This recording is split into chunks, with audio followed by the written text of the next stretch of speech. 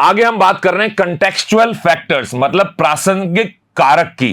कभी ना कभी ऐसी कई सारी चीजें होती जिन पे हमारा डायरेक्ट सीधा सीधा उस पर हमारी पकड़ नहीं होती है।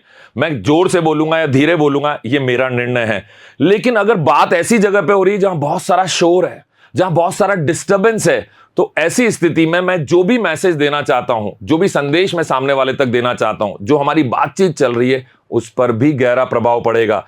तो शोर शराबा है, बहुत ज्यादा लाइट है, तो मान लीजिए धूप बहुत ज्यादा पड़ रही है और ऐसी स्थिति में आप किसी से बात कर रहे हैं, वो धूप की वजह से आप भी परेशान है, सामने वाला भी परेशान है।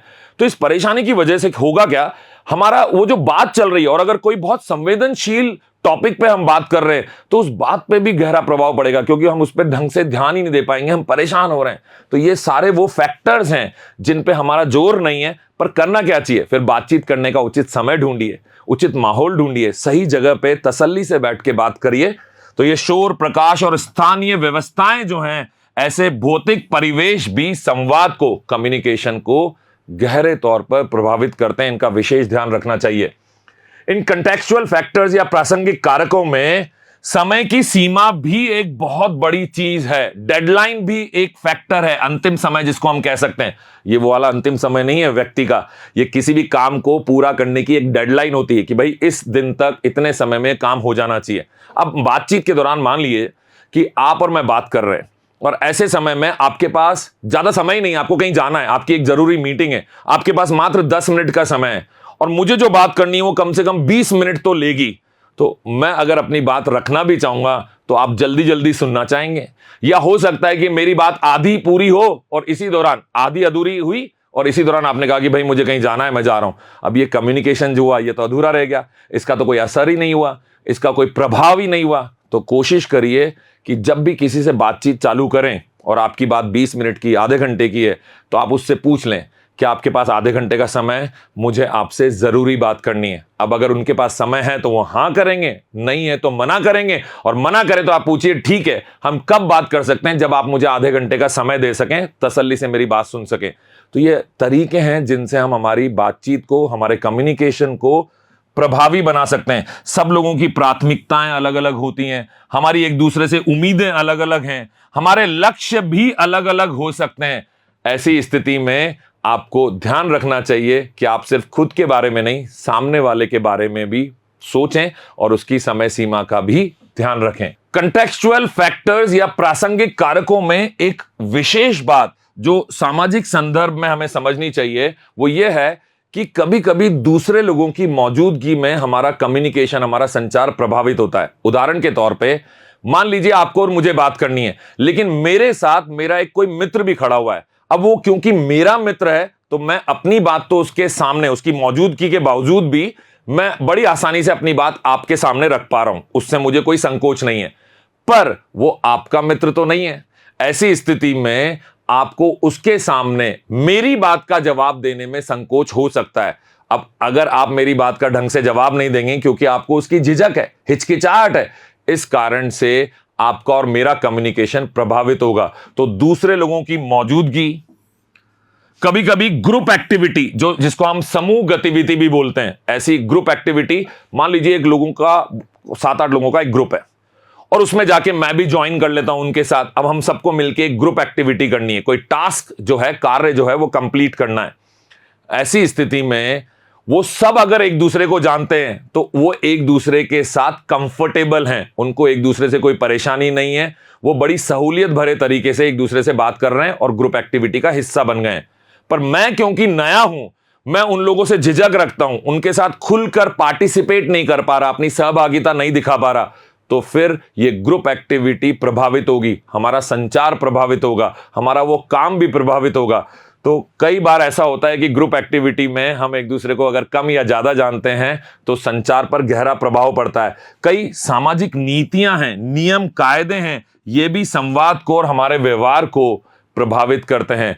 तो कंटेक्चुअल फैक्टर्स ऐसे हैं जो कई बार हमें पता नहीं होते, लेकिन हमारे सामने ऐसी स्थितियां पैदा हो जाती हैं कि हमारे संचार पर अच्छा या बुरा, और आमतौर पर थोड़ा बुरा प्रभाव डालते हैं।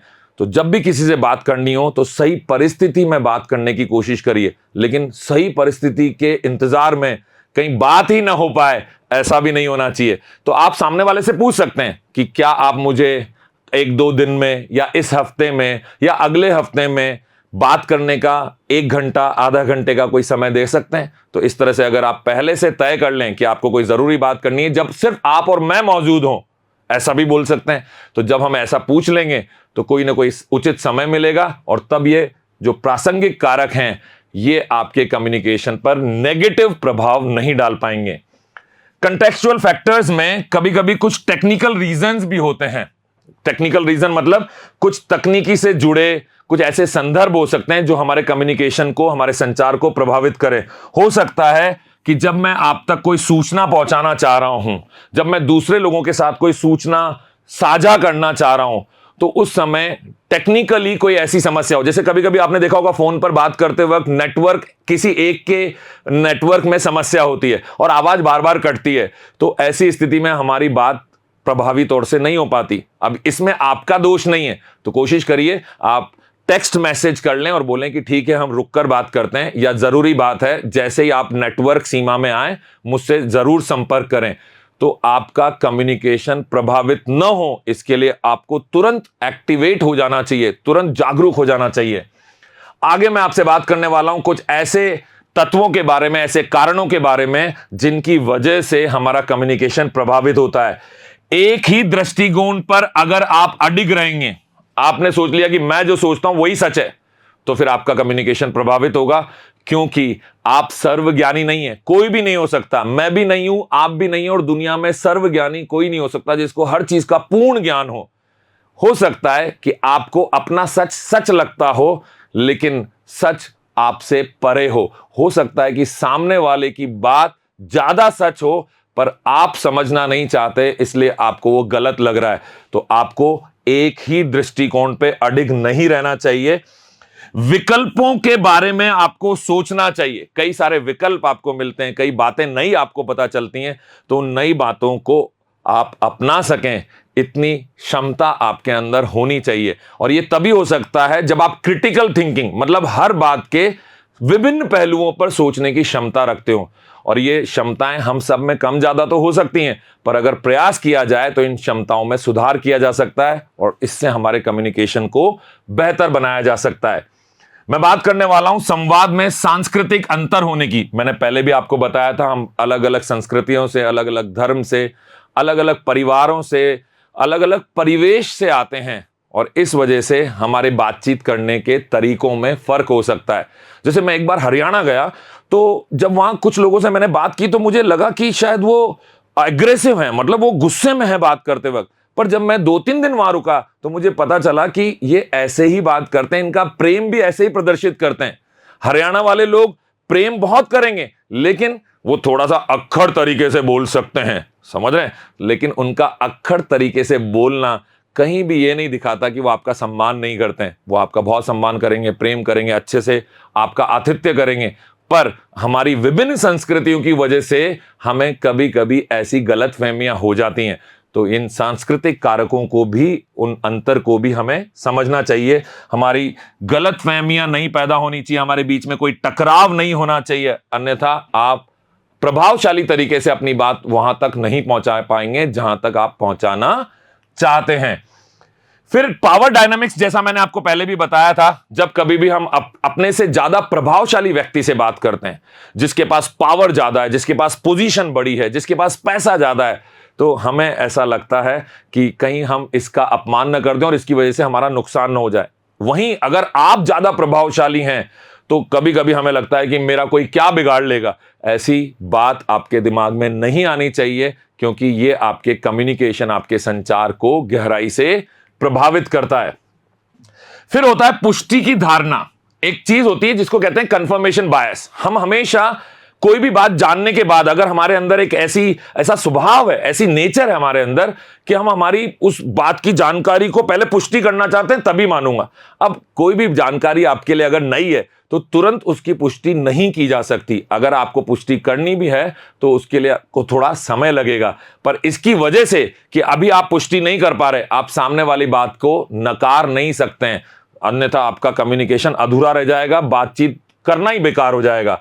तो संवाद में जो पुष्टि की धारणा है, ये क्या होता है, एक स्टीरियोटाइप को जन्म देता है। स्टीरियोटाइप मतलब आप जैसा सोचते हैं वही सच है और उसी तरीके से आप काम को करना चाहते हैं। तो ये स्टीरियोटाइप सोच जो है, ये जो धारणा है, ये हमारे कम्युनिकेशन पर बुरा प्रभाव डालती है। कोशिश करिए कि आप हर बार बात की पुष्टि के पीछे इतना जोर न दें, उसे स्वीकारें और कह सकते हैं मैं सोचकर बताऊंगा, मैं इसके बारे में और जानकारी जुटाकर आपको जवाब दूंगा। इस तरीके से आपने बात को नकारा भी नहीं और पुष्टि करने के लिए एक उचित समय भी ले लिया। इसी तरीके से कभी कभी हमारे बीच में ना किसी विषय पर या किसी व्यक्ति को लेकर या किसी संस्कृति को लेकर या किसी संदर्भ में जागरूकता की कमी होती है। ये जागरूकता की कमी, जिसको हम कहते हैं ना, हमें अवेयरनेस नहीं है, ये जागरूकता की कमी हमारे कम्युनिकेशन पर गहरा प्रभाव डालती है। कई बार हमें ज्ञान नहीं होता, मतलब हम ये नहीं कह रहे हम अज्ञानी हैं, लेकिन हर विषय पे ज्ञान होना मुमकिन नहीं है। तो हमें ज्ञान नहीं होता, इस कारण भी, उसके ज्ञान के अभाव में भी हमारे संवाद में बाधाएं आती हैं। वो संवाद की बाधाओं को बढ़ा देता है। तो अगर आपको ज्ञान ना हो तो सिर्फ पूर्वाग्रहों के अनुसार बात ना करें, वो अन्यथा आपकी बात जो है सीमित रह जाएगी, कम्युनिकेशन पूरा नहीं हो पाएगा। कोशिश करिए कि आपको अगर किसी चीज की जानकारी कम है तो आप सामने वाले को बोलिए कि मैं इसके बारे में और जानूंगा, मुझे थोड़ी जानकारी कम है। ऐसा बोल देने से आप अज्ञानी नहीं हो जाते हैं। स्पष्ट तौर पे बताइए, मुझे इस टॉपिक की, इस विषय की जानकारी कम है, मैं इसके बारे में जानकारी जुटाकर फिर से आपसे बात करूंगा। और इस तरह से आपका संवाद भी खराब नहीं हुआ, आपने आगे के लिए रास्ते भी खुले रखे, और फिर जब आप ज्ञान अर्जित करेंगे तो आपका ज्ञान भी बढ़ेगा और आप बेहतर तरीके से कम्युनिकेट कर पाएंगे, संचार कर पाएंगे। अंत में अगर मैं आपको यह बताऊं कि कई बार मैंने तो ऐसा देखा और आपने भी देखा होगा, कई लोगों को अपने अंदर बदलाव लाना पसंद नहीं है। वो जैसे हैं उनको वैसा ही ठीक लगता है, और अगर वो बदलाव लाना भी चाहते हैं तो भी अंदर से कोई चीज है जो उस चीज का प्रतिरोध करती है, उस बदलाव का प्रतिरोध करती है। अगर आपको अपने अंदर ये चीज महसूस होती है कि किसी के समझाने पे आप थोड़ा सा झिझकते हैं, बदलने की इच्छा आपकी नहीं रहती है, तो आप इस आदत को सुधारिए, क्योंकि ये आपके संवाद पर गहरा प्रभाव डाल रही है।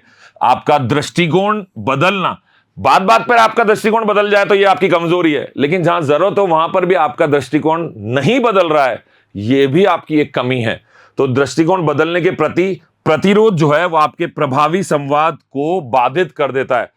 तो याद रखिए दोस्तों, सर्वगुण संपन्न कोई नहीं है। कोशिश करिए कि जब आपको सामने वाले की बात सही लगे तो आप उसको खुले मन से स्वीकारें। अगर आपकी उसको बात के दौरान आपको लग रहा है कि बात सही हो सकती है, मतलब आपको पूरा विश्वास नहीं है, तो आप उसको साफ साफ बोलिए कि मैं इस पर और जानकारी जुटाऊंगा और फिर आपसे वापस बात करूंगा।